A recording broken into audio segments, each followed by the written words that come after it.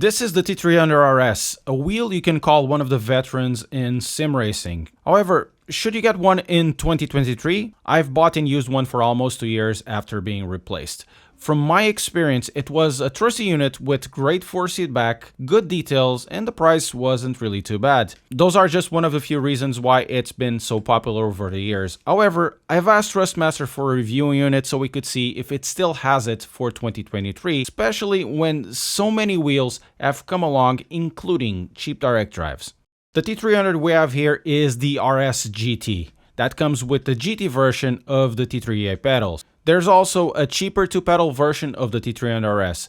That's the one that I used to have in the past. The T300 is the PlayStation 3 through 5 compatible version of this wheelbase. There's also an Xbox compatible version called the TX, which is mostly the same wheel that has some differences. The prices fluctuate somewhere from around £220 for the server unit standalone to around £370 for the GT version we have here for test. These prices hover for a little bit. I've seen the GT version for close to £300. For specifications, the T300 RS is a PC and PlayStation compatible unit, boasting around 3 to 4 Newton meters, depending where you find the information from. That power is served in a belt system, being compatible with the Trustmaster ecosystem of wheels, shifters, and pedal sets. So that means if you want to get any of the Trustmaster add-on wheels currently available, this wheelbase will be compatible with them, so will the TLCM pedal set via an RJ cable. To ensure wheel compatibility, there's a quick release, a term that I'm using quite liberally. The wheelbase is made of plastic and it's fairly wide and quite short in length.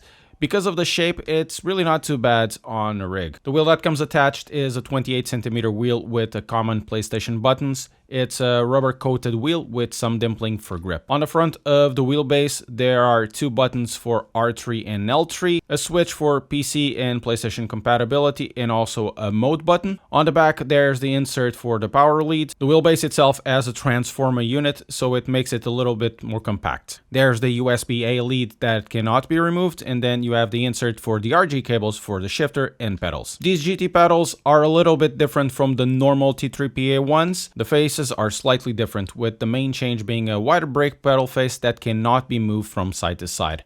It comes with the conical brake mod that can be attached using a small screw at the bottom. This mod can be personalized by adjusting a nut at the back. To attach the T300, there's 2 M6 nuts, or you can also attach it through the provided clamp. The T300 has a small step to press against the desk, and this shouldn't be an issue with most ring mounting systems. The pedals can be used on the floor as they have rubber feet, or you can also mount them to a rig using 2 M6 bolts. I'd be a little bit careful in mounting these to the rig because there's only 2 M6 bolts inserts, so if you mount these pedals towards the rear of your pedal plate, depending what that pedal plate is, they can tilt. The quick release is obviously dated at this point in time. It's basically just a Phillips head that you screw in, tighten it, and of course it will mark the steering wheel shaft. It attaches sturdily to the wheelbase, at least for a while. After changing it for so long in my old T300s, the hole became a little bit bigger, making it harder to attach. If you only have one wheel, this won't be an issue, but the point is, if you start changing these wheels, eventually it becomes an issue that needs to be corrected by changing it to a slightly wider screw. This is not optimal, and it's obviously dated. The T300 is not a particularly loud belt wheel when turning it on or using it. You're gonna have some noise from it, but is manageable even when using it at full force. Trustmaster software is pretty simple and straightforward. It's fairly easy to understand as there aren't many choices. As this wheel has been around for a while, one of the main complaints it has from users is something I never had, which is sometimes it loses force feedback because it overheats.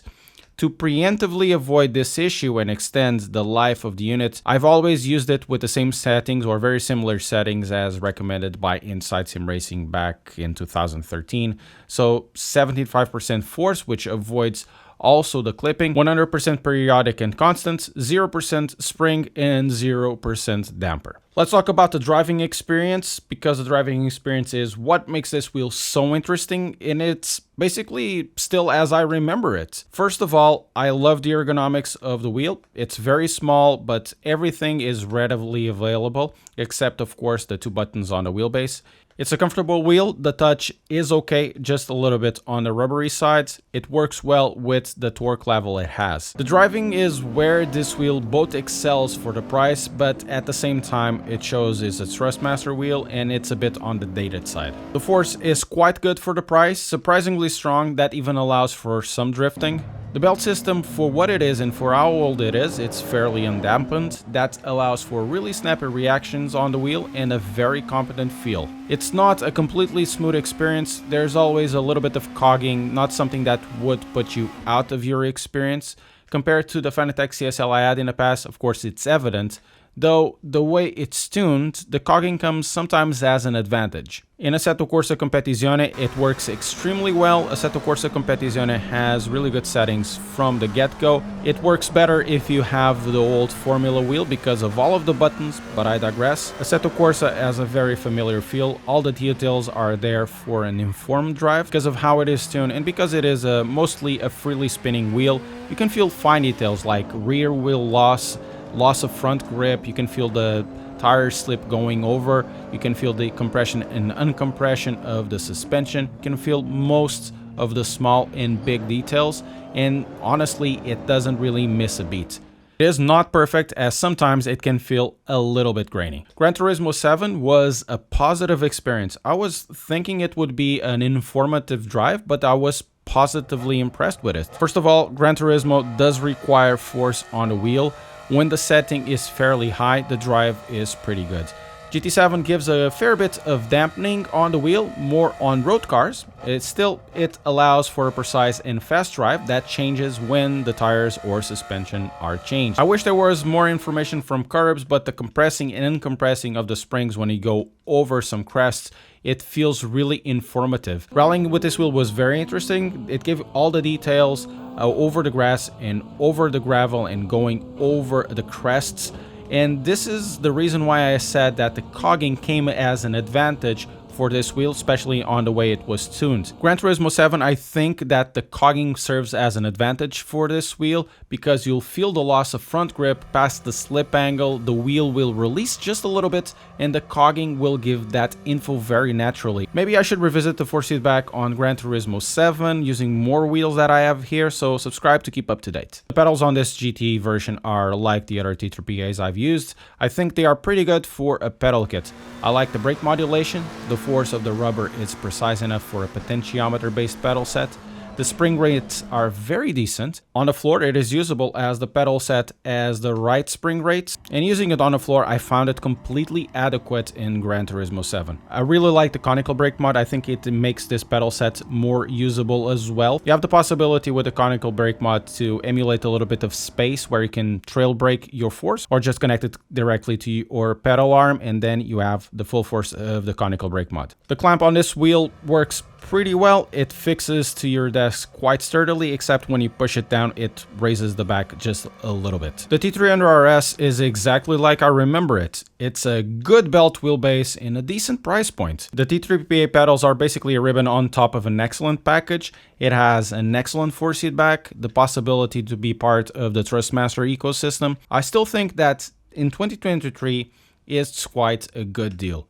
However, having said that, the age of this wheelbase starts to show a bit, and its track record in terms of reliability, it's not the best. Over the course of the last couple of years, smaller direct drives have been appearing and they offer great performance at, of course, at a higher price point. One thing that they all bring is a decent quick release, and looking at the T300 one, it's at the very least archaic. I think it's a good wheel, and if you have the budget, it's something that you should consider. But I also think that it feels it's getting to a time it needs a refresh. One that comes with a revised, more reliable belt system, and one that also comes with the better quick release, the one that comes in the T818. For me, there are two ways to approach this wheelbase. You can either get the RS, ditch the horrible 2-pedal set and get a load cell like the TLCMs or the Fanatec CSL 8 V2s or whatever you want. The other way to see it is get the RS GT and have a system that is competent even if the pedals are a little under the standard of the wheel. Revisiting this wheel was fun.